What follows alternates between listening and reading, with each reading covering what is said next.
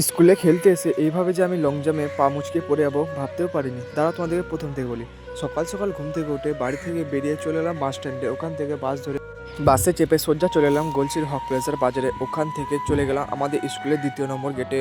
স্কুলের ভিতর ঢুকেই দেখতে পাই স্কুলের মাঠ পুরো ফাঁকা, কোনো ছেলে নেই, আমি একা এসেছি। কিছুটা দূর এগিয়ে দেখতে পাই আমাদের স্টেজের উপরে বক্স রাখা আছে, কারণ আজকে ছিল আমাদের স্কুলের দুয়ারে সরকার। কিছুক্ষণ পর দেখতে পাই আস্তে আস্তে সব ছেলেরা মাঠে আসছে, তাই আমি চলে গেলাম বাথরুমে। ওখান থেকে আমি রেডি হয়ে বাইরে বেরিয়ে গেলাম। তারপর জানতে পারলাম যেই খেলা প্র্যাকটিস করেছি, যেমন হাই জাম্প, 1600 মিটার রান, সেগুলো আমার হবে না। তো দেখি কোন কোন খেলা নিতে পারি আর কোনগুলোতে প্রাইজ পাই। তারপর শুরু হয়ে গেল আমাদের 100 মিটার রান, যেটাতে আমি সেকেন্ড হয়েছিলাম। পরের খেলা ছিল লং জাম্প। প্রথমবার লং জাম্প ভালো দিলেও আমার পাটা মুচকে যায়, তাই দ্বিতীয়বার আর সেরকম লং জাম্প দিতে পারি না, তাই আমি কিছুই হতে পারি না। মন উদাস করে আমি বাড়ি চলে যাই এবং আমার মিনি ব্লগ এখানেই শেষ করলাম। ভিডিওটা ভালো লাগলে একটা লাইক করে, চ্যানেলটা ফলো অথবা সাবস্ক্রাইব করো।